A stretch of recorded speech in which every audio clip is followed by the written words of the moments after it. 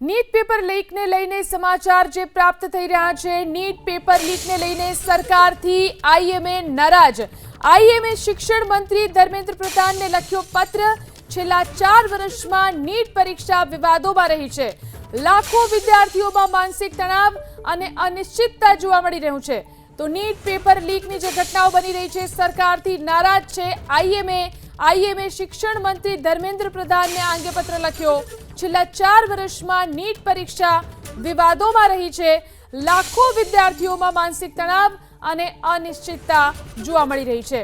ઉલ્લેખનીય છે, 3જી મે જે નીટની પરીક્ષા લેવાઈ હતી તેને રદ કરવામાં આવી અને હવે ફરી એકવાર નીટની પરીક્ષા લેવામાં આવશે। ત્યારે આઈએમએ નીટ પેપર લીકને લઈને સરકારથી નારાજ છે। આઈએમએ શિક્ષણ મંત્રી ધર્મેન્દ્ર પ્રધાનને આ અંગે પત્ર લખ્યો છે।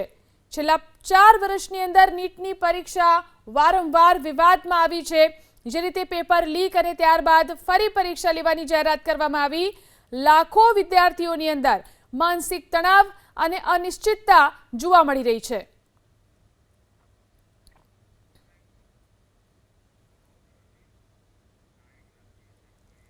આઈએમએના રાષ્ટ્રીય અધ્યક્ષ ડોક્ટર અનિલ નાયક આપણી સાથે ફોન લાઈનથી જોડાયા છે। ડોક્ટર અનિલભાઈ, જે રીતે નીટ પેપર લીક અને ત્યારબાદ ફરીથી પરીક્ષા લેવાની જાહેરાત કરવામાં આવી છે, પત્ર લખવામાં આવ્યો છે આઈએમએ દ્વારા, શું તેની અંદર ઉલ્લેખ કરાયો છે, શું કહેવાયું છે? થેન્ક યુ એબીપી અસ્મિતા। અમે ખાસ કરીને આ જે પેપર લીક થયું એના માટે એનટીએને જવાબદાર ઠરાવી અને અમે વાત કરી છે કે ભાઈ એનટીએના સ્ટ્રક્ચરમાં પણ ફેરફાર કરવો જોઈએ અને નીટ યુજીની એક્ઝામ માટે થોડો સમય આપવો જોઈએ। ગઈકાલે વાત કરી છે, અમે ગઈકાલે લેટર આપ્યો હતો, તો આજે 21 જૂન જાહેર કરી છે એટલે થોડો સમય મળે વિદ્યાર્થીઓને કાઉન્સિલિંગ માટે પણ, એટલે સાયકોલોજીકલ સ્ટ્રેસને એ ના પહોંચવા માટે એમને મદદ મળે હોસ્પિટલથી કે ગમે ત્યાંથી, એના માટે વાત કરી છે। અને ભવિષ્યમાં આ એક્ઝામ છે એનું ડિસેન્ટ્રલાઇઝેશન થઈ શકે, કારણ કે 22 લાખ વિદ્યાર્થીઓને એક સાથે આ દુનિયાની મોટામાં મોટી એક્ઝામ કહો તો એક્ઝામ લેવાતી હોય છે અને ફિઝિકલ પેપર લેવાય તો લીકના ચાન્સીસ, પણ ઓનલાઈન પેપર હોય તો લીક થવાના ચાન્સીસ બહુ ઓછા છે, જેમ નેટ પીજી લેવાય છે એ પ્રમાણે। તો અમારે એવું કહે છે કે ઓનલાઈન પરીક્ષા લેવી જોઈએ અને શક્ય હોય તો રાજ્યોને પણ એની જવાબદારી સોંપવી જોઈએ થોડી, તો ખાસ કરી અને તમે આ બધું કરી શકો તો લીક થવાના, કારણ કે દિવસે જે લોકોને એડમિશન નહીં મળ્યા એ ફરીથી પણ પરીક્ષા આપશે। તો 22 લાખ અત્યારે વિદ્યાર્થીઓ છે, આવતી વખતે 23 લાખ થશે, એમ વિદ્યાર્થીઓની સંખ્યા વધશે અને સેન્ટ્રલ ગવર્મેન્ટ જ્યાં 5000 કરતા વધુ સેન્ટરો હોય, ફોરેનમાં પણ 15 જેવા સેન્ટરો હોય અને 551 સિટીમાં એક્ઝામ થતી હોય તો લીક થવાના ચાન્સીસ નકારી ના શકાય। તો એક પારદર્શક સારી વ્યવસ્થા હોમ મિનિસ્ટ્રી અને એને જોઈન કરીને લેવામાં આવે તો જ આ સુધારી શકાય। તો થોડું ડિસેન્ટ્રલાઇઝેશન બી પરીક્ષાનું કરવું જોઈએ, અથવા અમે પહેલા પણ કીધેલું કે સીબીએસઈ જેવી પરીક્ષાની હેન્ડલિંગ બારવાનું કરતું હોય છે એવા લોકોને આ એનટીએ ફેલ ગયેલી સિસ્ટમ છે, તો નેશનલ ટેસ્ટિંગ એજન્સી, એટલે નેશનલ ટેસ્ટિંગ એજન્સીમાં ફેરફાર કરી અને સારી જગ્યાએ પરીક્ષા લેવાય।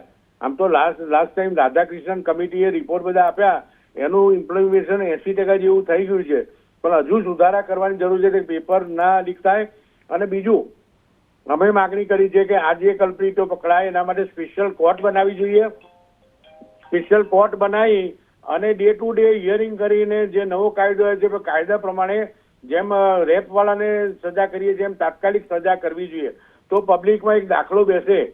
કેસ વર્ષો સુધી ચાલતો રહે તો દાખલો ના બેસે, તો આના માટે સ્પેશિયલ કોર્ટ બનાવી અને આ કામ કરવું જોઈએ એવી અમારી માંગણી છે। જી અનિલભાઈ, જે ઓનલાઈન એક્ઝામની જે માંગ છે તે હમણાં જ ધર્મેન્દ્ર પ્રધાને પ્રેસ કોન્ફરન્સ કરી હતી, તેમને કહ્યું છે કે હવેથી જે એક્ઝામ જે છે તે ઓનલાઈન લેવામાં આવશે, જેથી કરીને આ પ્રકારની ઘટનાઓ ફરી ન બને। ઓનલાઈન થવાથી શું, અડધો કલાક પહેલા પેપર બધાને ઓનલાઈન આવે અને લોક કરે પછી જ ખુલે, એટલે એ લીક થવાના ચાન્સીસ છે કે જેમ નીટ પીજીમાં લેવાય છે અને એટલા માટે એ ઓનલાઈન કહેવાની, કે પેપર તો શું કે 2-3 દિવસ અને સેટ કરવા વાળા 3 પેપર સેટ કરવા વાળા રાખવા જોઈએ, કોનું આવે છે ખબર ના હોય તો પેપર સેટ કરવા પણ લીક કરી ના શકે, કઈ એને ખબર ના હોય કે મેં સેટ કર્યું આવી કે નહીં, તો 3 સેટ મંગાવવા જોઈએ એવી અમે માંગણી કરેલી છે।